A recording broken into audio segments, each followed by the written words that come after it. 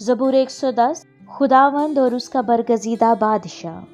یہودا نے میرے خداوند سے کہا، تو میرے دہنے ہاتھ بیٹھ، جب تک کہ میں تیرے دشمنوں کو تیرے پاؤں کی چوکی نہ کر دوں۔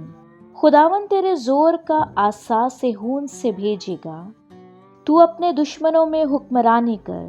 لشکر کشتی کے دن تیرے لوگ خوشی سے اپنے آپ کو پیش کرتے ہیں، تیرے جوان پاک آرائش میں ہیں، اور صبح کے باطن سے شبنم کی مانند۔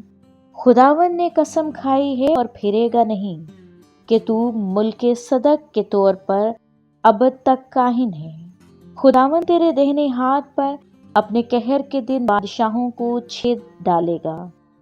وہ قوموں میں عدالت کرے گا، وہ لاشوں کے ڈھیر لگا دے گا، اور بہت سے ملکوں میں سروں کو کچلے گا۔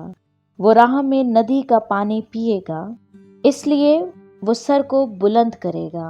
آمین۔